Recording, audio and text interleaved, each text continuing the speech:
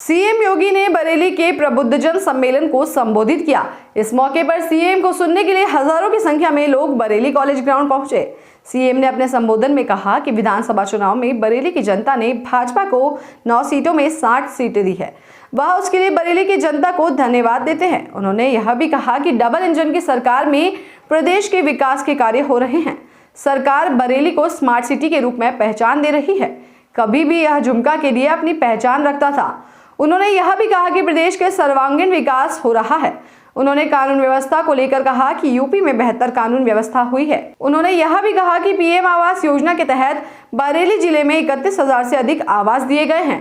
UP की 32 करोड़ की जनता सरकार में लाभान्वित हो रही है। उन्होंने पूर्व की सरकारों पर निशाना साधते हुए कहा कि बरेली में कर्फ्यू लगा करते थे, पर उनकी सरकार आने के बाद कभी कर्फ्यू नहीं लगा। उन्होंने कहा कि यूपी की अर्थव्यवस्था को सबसे आगे लेकर जाना है। जनसभा के मंच से मेयर उमेश गौतम ने कहा कि बरेली पूर्व की सरकारों में कस्बा हुआ करती थी। इस बरेली में बदलाव के साथ विकास हुआ है। यहाँ 50,000 लोगों को रोजगार दिया गया है। घर घर पानी की व्यवस्था की गई है। शहर में 40,000 से ज्यादा उन्होंने लाइट लगवाई है।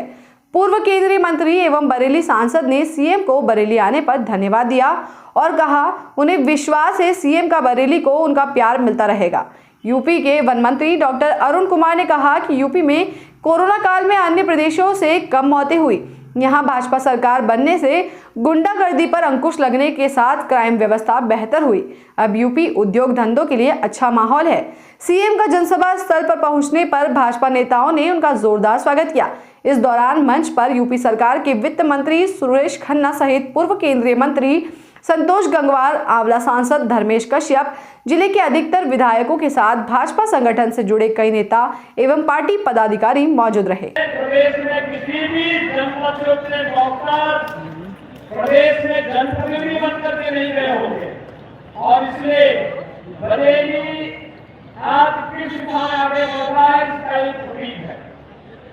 और इसीलिए मैं आज आपके बीच आया हूं आपसे कहने के लिए कि कभी झूठे के आधार पर इस नगर की पहचान थी। भाइयों बहनों, आज आपकी ये पहचान एक स्मार्ट सिटी के रूप में बदल रही है।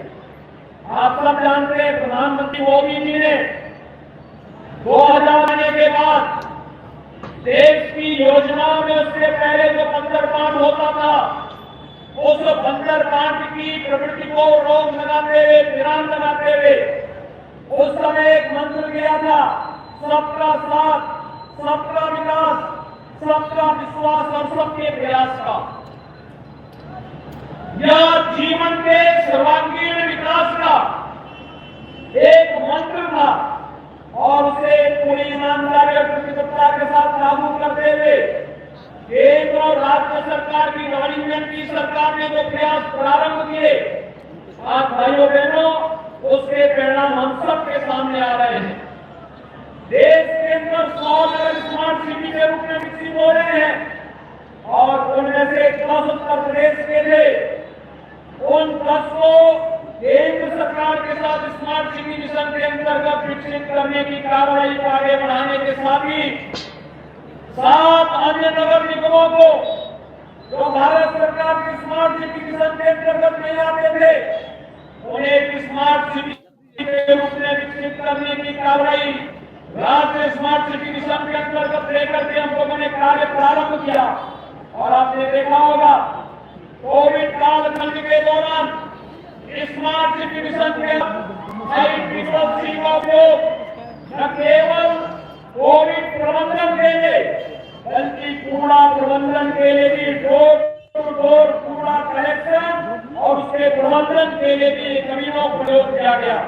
और आज मैं आपको आश्वस्त करने के लिए आया हूं कि आपने पिछले 5.5 वर्ष के अंदर उत्तर प्रदेश की बदलती हुई कानून व्यवस्था और बेहतर कानून व्यवस्था को देखा है। अब उत्तर प्रदेश एक साथ अपने 18 शहरों को देश के अंदर सेफ सिटी के रूप में बदलने जा रहा है और सेफ सिटी की इस योजना को ध्यान में रख करके हम लोगों ने स्मार्ट सिटी मिशन के साथ मिलकर के इस कार्यक्रम को आगे बढ़ाया है और उसमें बरेली भी एक है।